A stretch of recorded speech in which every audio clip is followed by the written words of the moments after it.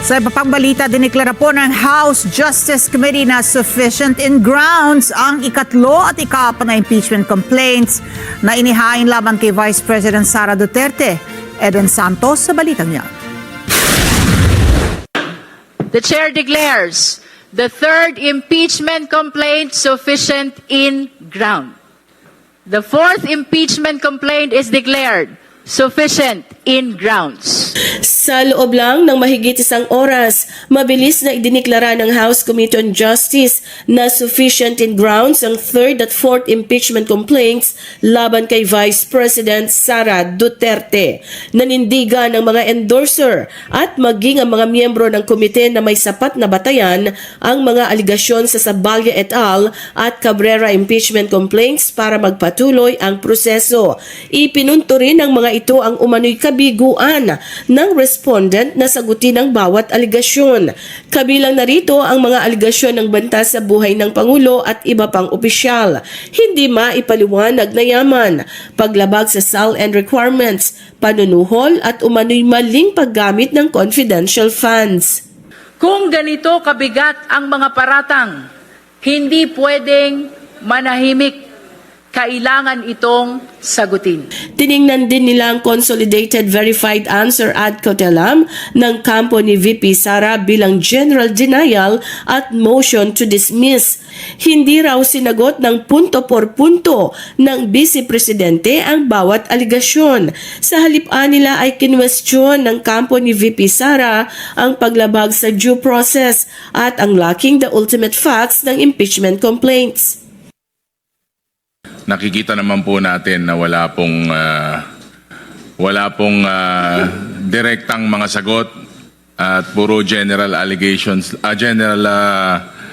general po na denials lang po yung sagot at kahit anumang kasunod dito o dagdag ay magkukos lang po ng further delay.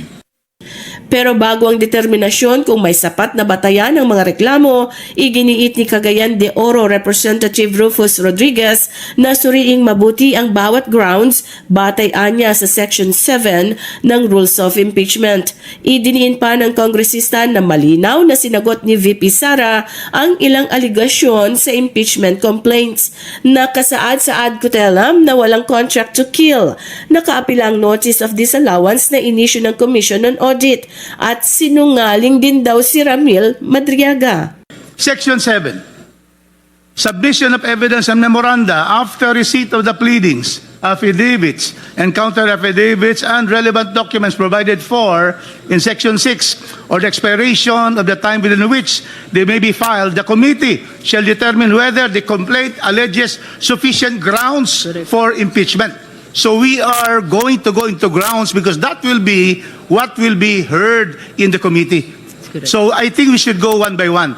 Lalo ring nagpabilis sa proseso ang pagtanggi ng mga complainant na naghain ng waiver to reply sa ad cautelam. Wala raw sagot si VP Sara kaya wala rin silang tugon.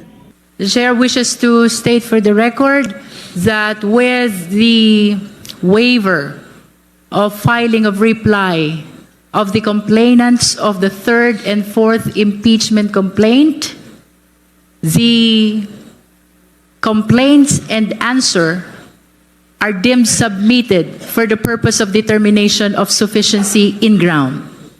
Since the complainants waived already the filing of the reply, we have no reason to anticipate the filing of a rejoinder.